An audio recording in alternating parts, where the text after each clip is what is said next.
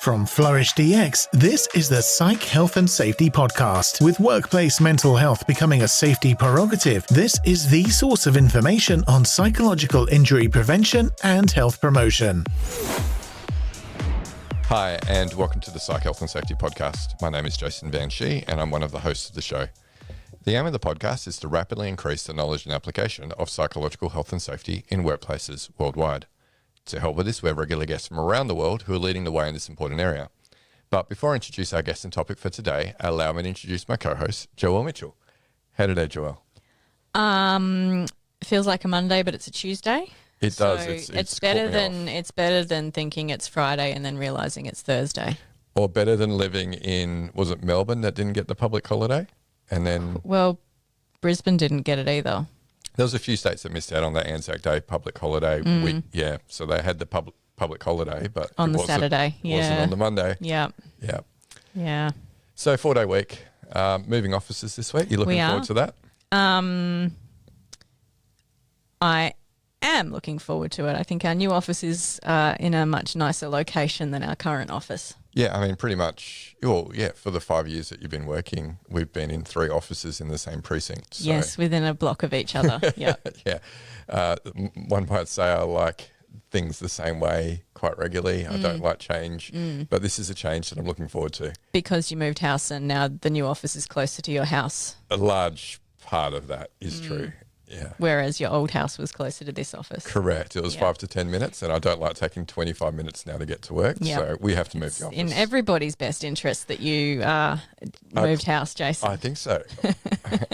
Because then you got a new office location, which you've been crying out for ages. Is more accessible for everybody. Yep. Closer to various amenities. Yep. Nice river walks. Yeah. Yeah. That would be good. It will be good. Cool. Well, look, we've got a guest waiting for us, so we should probably let him in. Yeah. He's a returning guest. We've had a few of those on lately. Appearing in episode 111 in September 2022.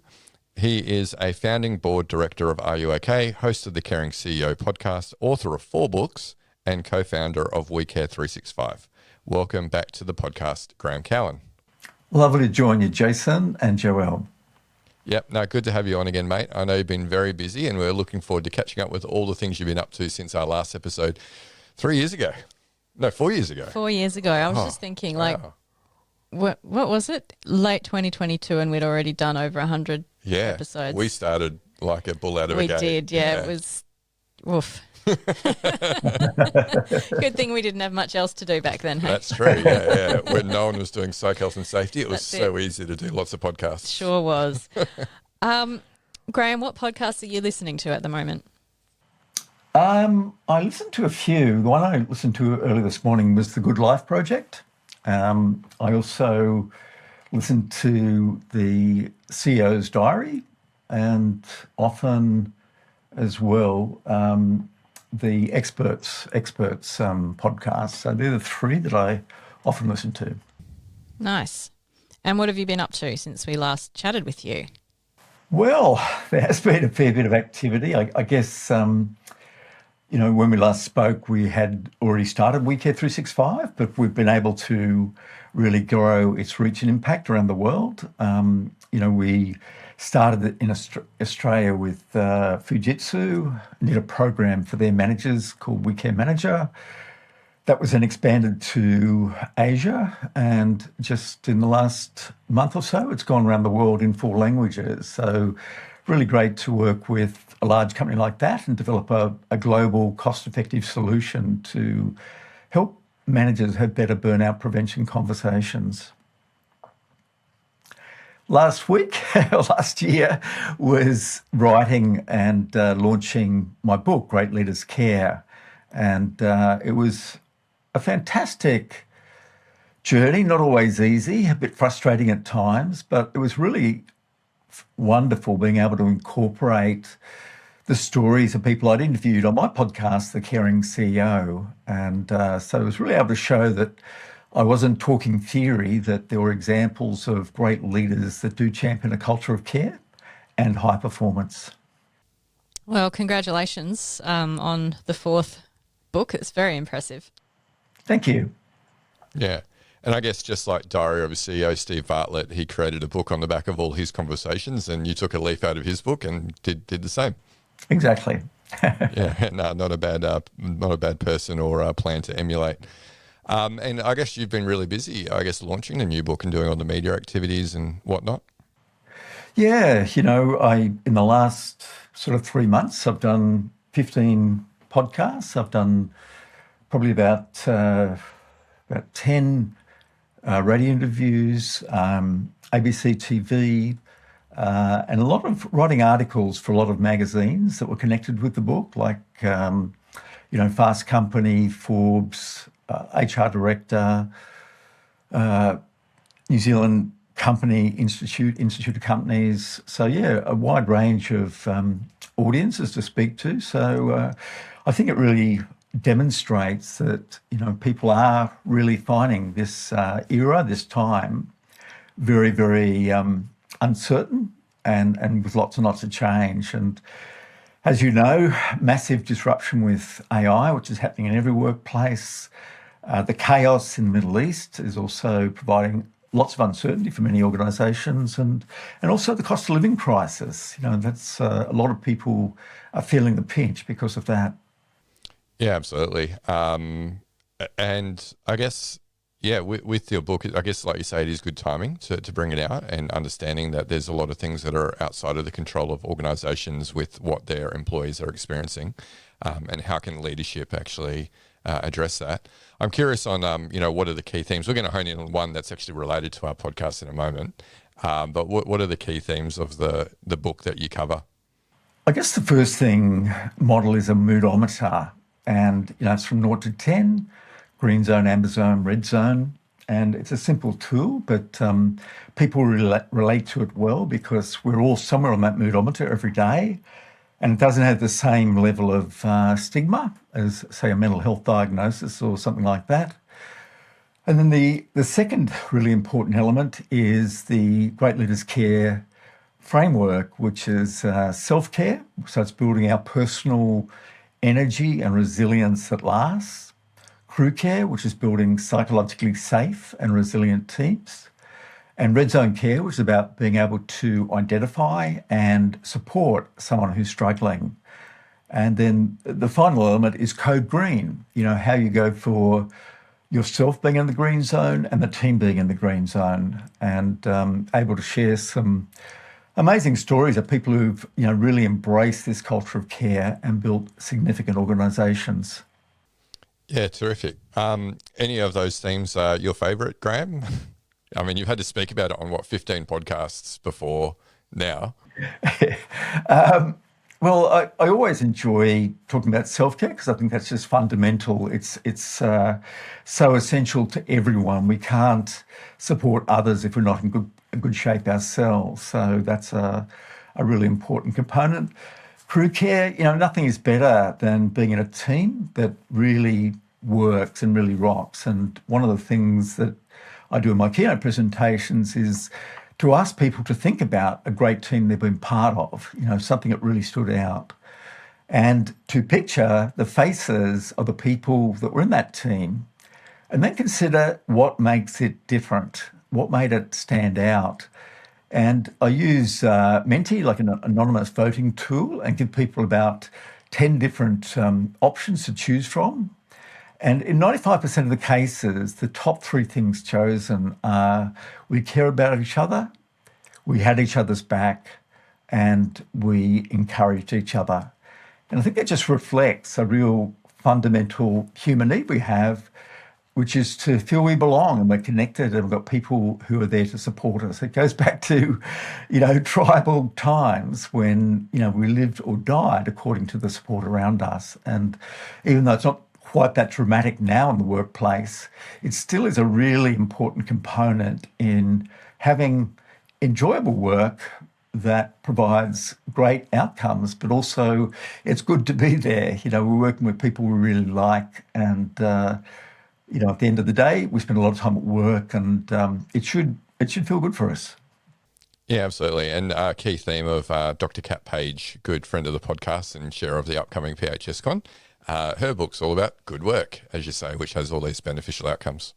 Yeah, definitely. And yeah, I know Kat, we're in the same group, the expert authors community. And so we developed our book together and launched it at very similar times. Yeah, absolutely, you did. Great.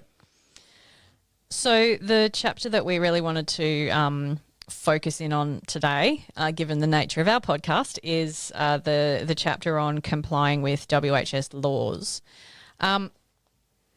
This is always, like, for us when we're talking with leaders, it is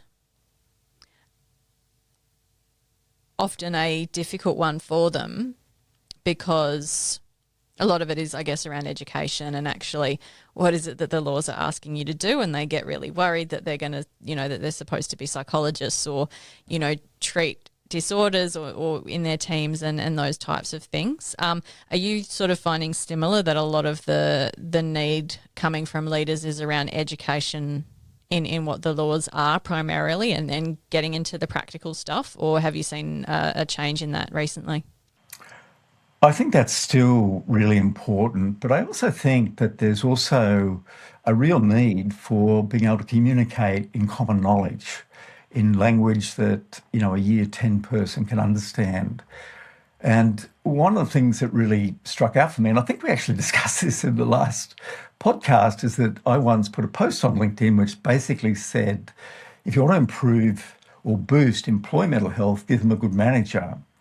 And, I linked it to a Scientific American study and it went viral. When I last checked, it's had 2.9 million views, 46,000 comments. And Wow. And so people really resonated with that. And so one of the most important elements, I believe, and we can talk about, work, health, safety, compliance, but we also need to think about how leaders present, how they show up. Are they in good shape themselves?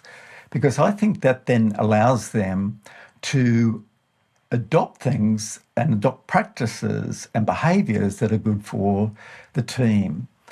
About a month later, I asked on LinkedIn, do managers know how to reduce the psychosocial risk on their team? And, the answer was 8 out of 10 didn't know. And, we can argue about why that is. I think, confusing terminology can be difficult for everyday managers that aren't psychologists or don't work in this space.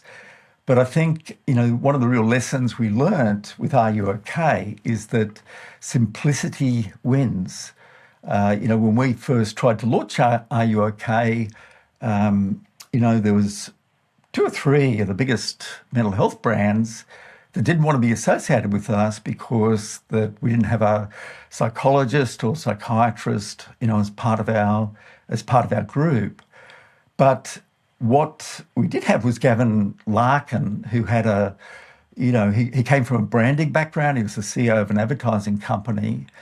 And, that tagline that we ended up coming up with, the conversation could change a life, has led to substantial culture change in Australian workplaces, schools, universities, and the community in general. And so I think there are some lessons to be learnt there about psychosocial health and safety, that we need to recognise that not all managers are familiar with these terms and understand what it's about. And so when we last talked, I can't remember whether it was you on my podcast or me on yours, Jason, but we talked about, what psychosocial risk is harmful work stress. And I remember you saying you defined it, Jason, as toxic work stress. But I think, we need to consider those lessons if we want to increase the reach and impact of the difference we want to make in the workplace. So what are the key messages that you have then for leaders through this chapter in your book? That particular chapter is, a lot more technical. It's jargon-free, but it just really talks about, the 14 psychosocial risks that Safe Work Australia has identified. It talks about processes of evaluating it and the cycle of evaluation, taking action, seeing how you're going, rejig and progress forward. we also talk about, there's a simple tool there, a psychosocial risk checklist for a manager, which provides some guidance close at hand if they're having issues around a certain person or a certain situation. So they're probably the main elements that are covered there. And yeah. So it's great that you make it jargon free. And like you say, it's important that leaders, as well as other employees, understand first and foremost what psychological health and safety is and what are the key psychosocial hazards they need to be aware of in their context and whatnot, and understand the risk management cycle. So what's your advice for leaders who are unsure then of how to meet their obligations under WHS laws? I guess one of the first things is just really understanding what the top risks are in Australia. And, Safe Work Australia and others have talked about, high workload is a really big thing. Lack of role clarity is a big thing. Lack of control over the work they do. So in most lists I've looked at, they're sort of the top three, which, people often call job design. And, 20 years ago, I worked in recruitment and executive search, and we did these, we called it competency-based recruitment. But it covered a lot of that, what is part of job design. It starts off with identifying what are the outcomes you want, what are the measures that, you're looking for there, and then what are the things that you need, the skills, but also the attitudes to be able to deliver on that sort of work. Now, 20 years forward, and I think the big thing is just how quickly things are changing. And, I spoke with, an IT director at a big bank this morning, and, he said that, people are being forced to understand AI, understand how it can impact their work, understand how they can utilise it to move forward. And I think, that's a really important component of a good workplace, is having a healthy attitude to it and working out how it can make us better. It can help to, if given the right guidance, the right prompts, the right information, it can really simplify our work. But it's also really, really challenging when you realise that 1.5% was the productivity growth from last year, which is really hard to understand given how good these tools are and how many hours people say they're working. So something isn't quite working. Yeah, and some of these things take a while to flow through, right? Like you say, people have to learn and work out what works, what doesn't, what can you use AI for, what doesn't it replace. So that's all things that I guess need to come out. But I guess you flagged there, obviously Safe Work Australia have identified, or they have 14 psychosocial hazards that are exemplar ones that they talk about in their code of practice. There's obviously dozens more that aren't listed in there. You talked about how, I guess, where you're getting with that conversation around AI is that change is really rapid at the moment and people are expected to do more with less, with all the headcount reductions in organisations. And that is a foreseeable risk for leaders in organisations to their employees, right? Like that has got to cause stress for a number of people. Yeah, very much so. And, with also the addition of the big disruption in the Middle East and the impact for, prices and inputs to products, many organisations are really struggling with that. Yeah, and with the cost of living crisis, like you said as well, then people also expecting to be paid more as well, and then companies having to have less profit because they also are competing for like on price wars. So there's a lot of uncertainty, a lot of change happening. Going back to leaders though, if they're not aware of the WHS obligations around managing psychosocial risks, what's some of your advice at that level? We're talking about people who aren't the dedicated health and safety expert. We're talking about people who are responsible for leading teams of workers. I think it's become really important for leaders to, be visible, to walk around when we're in a physical office and look for signs where people might not be coping, what could be going wrong, and most of all, acting on it. And I think the very best way to act on it is to really be very, very curious and ask lots of questions if someone doesn't seem to be coping, asking what's making the job so hard, asking about, do they have support of their teammates around them, asking if they need any help to cope with this in terms of clarity of what should be their priorities. They're the important questions which I think are most relevant in today's workplaces. And, it's with Are You OK?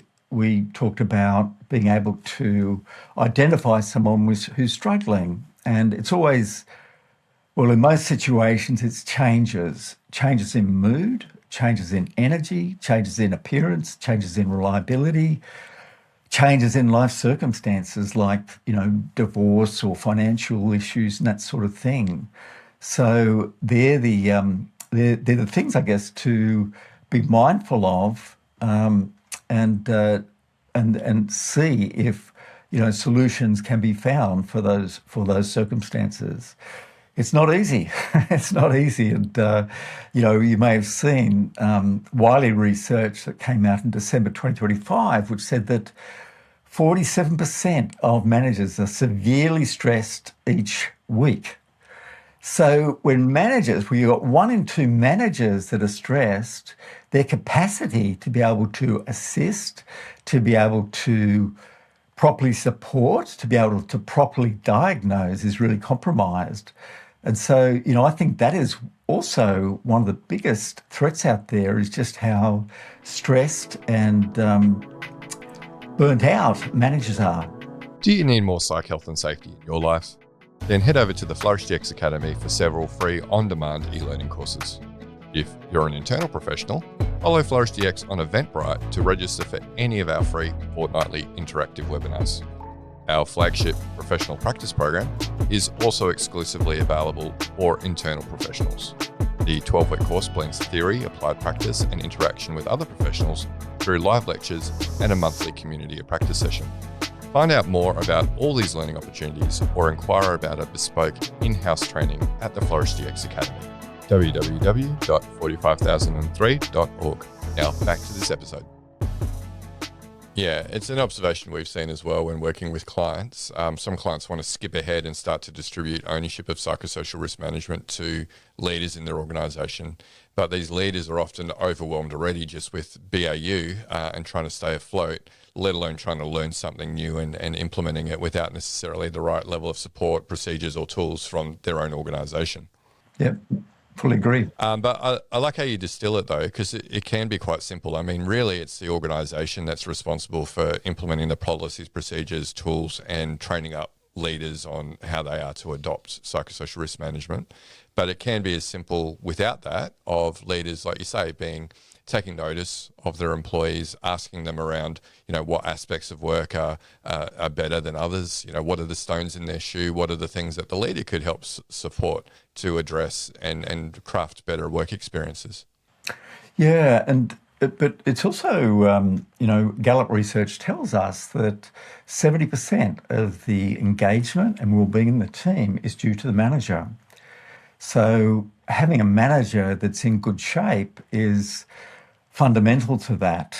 And, I think that every organisation should be thinking about how can we better support our managers cope with this as well, because their capacity to take on, new information, new processes, new laws is highly compromised if they're really severely burnt out, as the Wiley study suggests. Yeah, I know you like to go jargon free, but we would call that a similar exposure group, Graeme. We're talking about, leaders having, very similar hazards across that leadership, like being a leader has its own kind of burdens, right? And when we support clients with risk assessments, that's one of the demographics that we suggest they include so that they can have a look at if, you've got leadership responsibilities versus not, comparing the groups and seeing if specific controls are required for your leadership cohort in order to, like you say, if they're not functioning well because they're overwhelmed, then, the trickle-down effect is not going to have the desired influence on the worker mental health. Yeah, and what a leader says and does has tremendous flow-on effect. It's contagious. There was a study done by the American Psychological Association that showed if a manager had sustainable work practices, aka, walk the talk, that 91% of employees in that team were motivated. Whereas if they didn't, only 38% said they were motivated. So, they are a very, very important stakeholder in changing culture. Yeah, and really important at the moment with so many organisations going through restructures and removing levels of management. That means that, the span of leadership, the amount of team members that they're going to have is probably going to increase, which, if they're overburdened, they're not going to give people the attention that they need either to be that support. Yeah, it's an issue, that's for sure. I think about leaders as being like the grease in the cogs a lot of the time, that they the cogs are there and they're going to cog, and the leaders kind of have to try to smooth the way and stop everything from catching on fire and burning down. That's a good analogy. Yeah. So, it is, they do have such a critical role in their team's well-being. And, absolutely right, Graeme. If your leaders aren't faring well, that doesn't bode the best for their team either. And, I experienced this firsthand. I was a vice president with Carney, the management consulting company, when we were doing work in e-commerce, 26 years ago, and it was a boom business. All these calls were coming in. Suddenly there was a tech crash and the call stopped. And I was in a position where I co-led this division, and, I tried to put a mask on and, look positive each day and have solutions each day and inspire others. But, in retrospect, if I had done it differently, I would have included others in that conversation. This is tough for all of us. If we can just do 2 or 3 things in the next week, focus on 2 or 3 things, that's all we can control at this point in time. And when there is tremendous change, a lot of people worry about things they can't control, and that's just so counterproductive. So what changes would you love to see happen in workplaces coming out of your book? I wrote it because I was writing a book for myself, 20 years ago when I was really struggling. And so it was really understanding the importance of self-care. And, I talk about 3 areas of self-care: vitality, which is our physical health, intimacy, which is our emotional health, and prosperity, which is our career or contribution health. And just encouraging managers or leaders or employees to really think about the things they can do each week that boost their mood. And, they are things like good relationships around us, good physical practices. And I really hope that managers in particular decide that they need to make a priority for that. And I have there a self-care scorecard which has 5 statements in the vitality, intimacy, prosperity. And it's something that I do every week now. It's it's one of the tools that are in the book. But when I was depressed for 5 years and never thought I would ever come out of it and was catastrophizing around the future, the thing that really helped me was just thinking about the week ahead and focusing to put things in the diary in the week ahead. And then, to the best of your ability, be mindful, be aware, be energetic in that week ahead, knowing you don't have to solve all the issues or all the problems in the world, but just focusing on the things that you determine will have the biggest impact.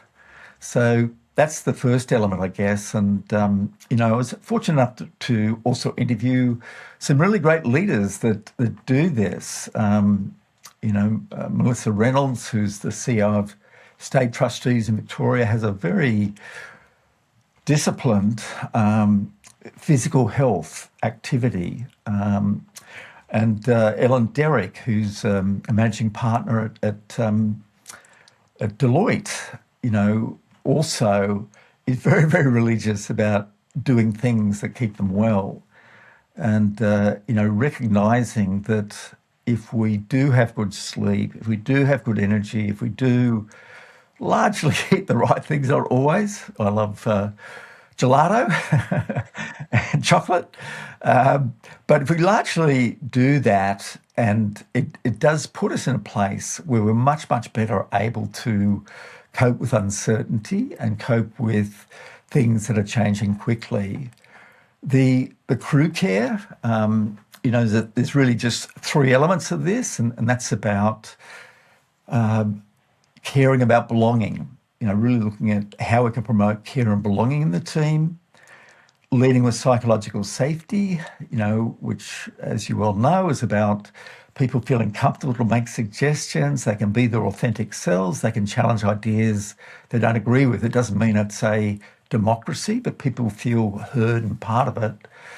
And then the third element is growing together, just encouraging each other to take moderate risks, intelligent risks, to better serve our customers or our colleagues or other people in the organisation.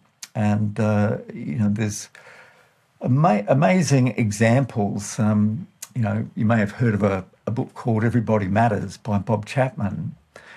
And, he tragically died a month ago. He was 80 years old, but he took over a company. His father died suddenly at 29. He took over the organisation.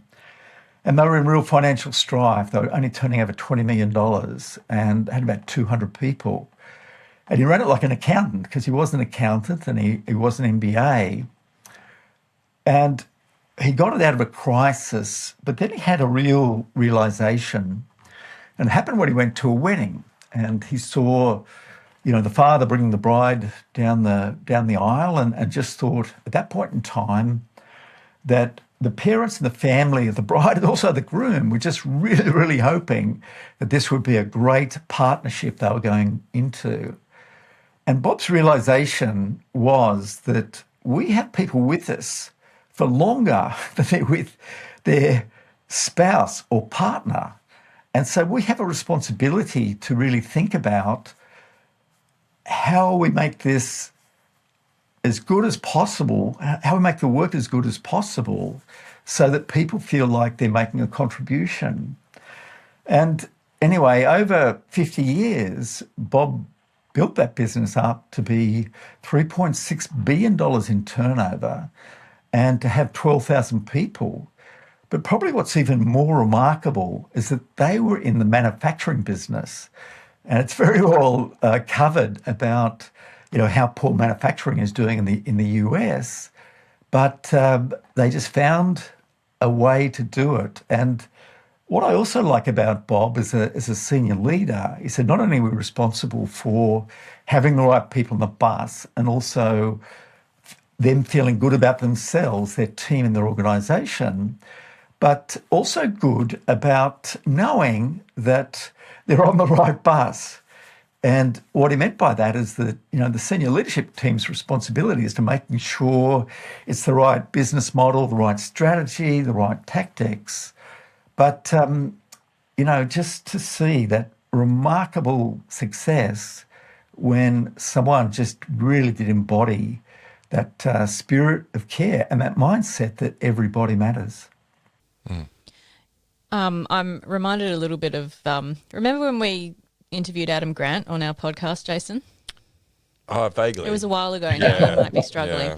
Yeah. Just remembering that kind of where we were talking about how CEOs and senior leaders suddenly become a lot more caring about their employees when they have children who are entering the workforce. Oh, yeah, that's right. Yeah. I remember that bit. Yeah. 100%.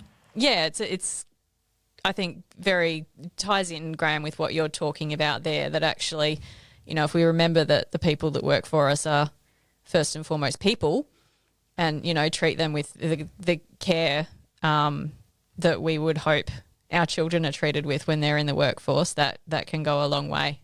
Yeah, yeah.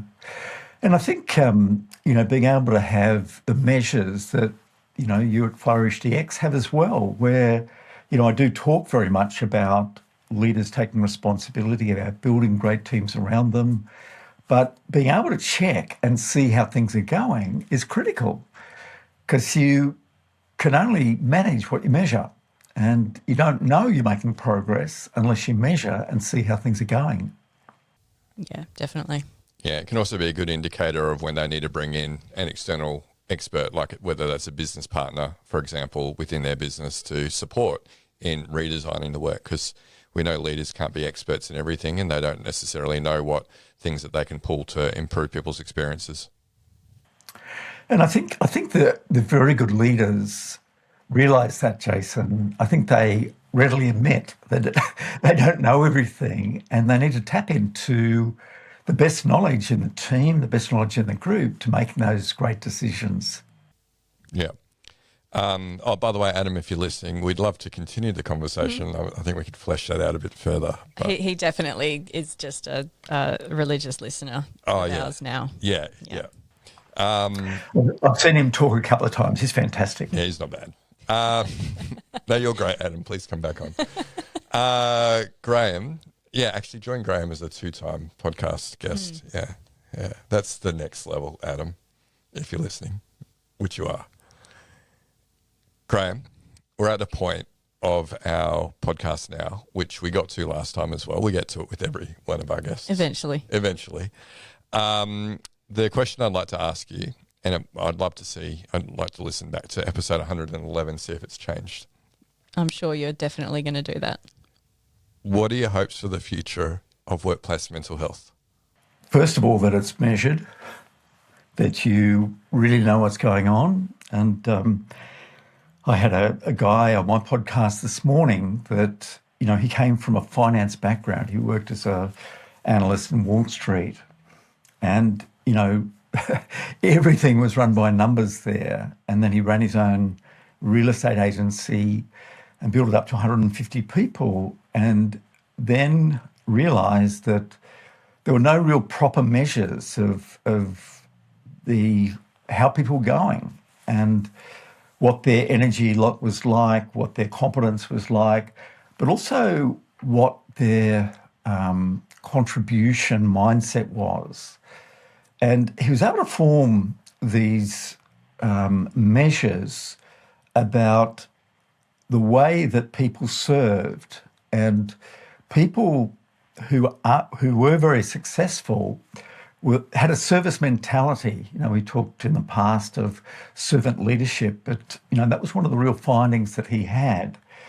And he put together a way of being able to measure the true contribution of each person and make sure that they're properly remunerated and rewarded regardless of where they were on the organisational chart.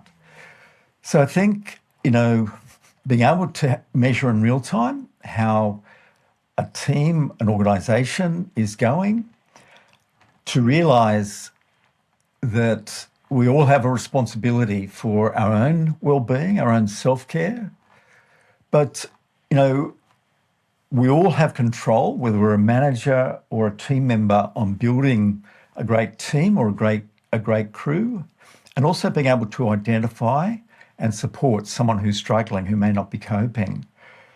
So I guess it's just a realisation that, mood is contagious. We have a mood in our personal lives, we have a mood in a team. And if we do strive to keep it in the green zone at an individual and a team level, that's where I hope mental health goes. And not just mental health, because it's also just energy. It's energy as well. And, there are so many terms that describe how we feel at work, but, having a sense of purpose, feeling energetic, and, feeling supported by the people who are around us, I think that really delivers some great mental health. And, by measuring it, you can see how you're going as well. Otherwise, it's just all theory if you don't measure and see if there's been impact. Yeah, data points can be very illuminating, and like you say, making sure that you are on track. And we talk about that with control design as well. It's one thing to put a control in place, but are you coming back and making sure that it did actually lead to the desired outcome? So can I just ask you, because you obviously speak with a lot of people in this space, what are their biggest challenges right now? What are the things that the people that are responsible in this space, what's their biggest challenge right now? In terms of key psychosocial hazards or implementing psychosocial safety or? Implementing. Yeah.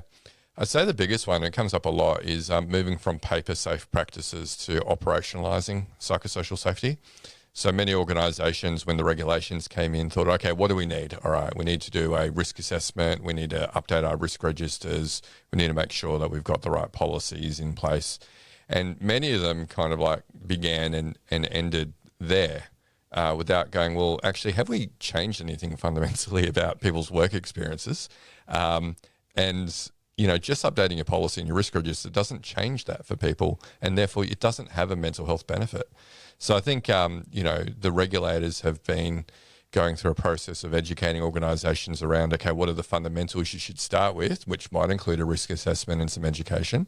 But now organisations are going, well, we need to mature and actually, build up a safe system of work, which must include going back and like ensuring that the controls we have are actually fit for purpose, they are effective. We are, like you say, having that data points that actually show us, are we actually improving? And if not, why not? So that we can go back and re-engineer those things that we need to. But operationalization and then using that data as well for assurance purposes so that you can have good governance at a board level as well. But they seem to be the key things, not just saying we do it and having updated policies and procedures, but actually changing the way that people experience work. What about board and leadership team support? How would they rate that at this point, would you say? Yeah, again, it's I think a lot of board members still don't know what they don't know. I guess over the last, 10, 20 years, they've been educated that EAP utilisation data and percentage of the workforce trained in mental health first aid were the key metrics for mental health. Many board members still think TRIFR is a good safety metric, right? Where everyone, the safety world has moved on from that. So it's, re-educating board members about what good looks like what should the organisation be providing up to leadership as assurance of, hey, we're on the right track and, we are covering our risks. So there's some great people doing some good work. I've seen some mock trials and kind of like board kind of presentations that are interactive and really educating board members on what does good look like. So it's a constant challenge. And Joelle does more board presentations than I do these days, but it's you got to start at the top and get that buy-in. Definitely. Before the organisation's going to have the time and budgetary resources to be able to do psychosocial safety well. Yeah, absolutely. All right. Last question for you today, Graeme. Do you have any words of advice for listeners who want to work in the field of workplace mental health or psychological health and safety? Yeah, do it. Do it. It is a very, very important area. But I'd also, really encourage them to not just seek out a specialist role, but also a line management role and work out how you can apply it so that it flows on to those around you. It's much harder being outside, encouraging people to do something than actually being in the role themselves and realising that we can try this, we can experiment, we can see results. So, yeah, I recommend this for human resource people as well. Just strive to get a significant line management role, and it will make you a much better work health safety HR executive through that experience. Mm-hmm. Yeah, good advice, Graeme. And I think probably even going out to like people who have ownership of particular work processes as well, right? You can, even if you're not a psychosocial safety specialist, but you can look at, well, where are the psychosocial risks that are present in this process that I'm responsible for and what could I do about that? Yeah, Yeah, absolutely. Great advice. Well, Graeme, twice is nice. Thank you so much for joining us as a guest. Where can people buy your book? Luckily, it's everywhere. So all good bookstores. It's currently prominently displayed on airport bookstores at the moment, but of course on Amazon, Booktopia, all online places. So thank you. Yeah, congratulations again on your fourth book, Graeme. No doubt it's going to be your biggest and best one. So I hope it does really well. And we'll make sure that we put a link to Amazon on the show notes as well. Excellent. Thanks so much to both of you for the great work you do, and I know you're playing a big role not just in actual implementation but also in education of people at all levels, and that education element is still really, really critical for success. Cool. No, thanks for joining us, Graeme. All right, listeners, that brings us to the end of this podcast. Remember, we do record these over video with our guests, and you can catch all of the videos that we've had, over 250, I believe, almost 300. We're actually coming up to 300 soon. I don't know, because the episode numbers include the Christmas replays, and so I'm not sure. Okay, whatever. We've done a lot. You'll find them on the FlourishDX YouTube channel.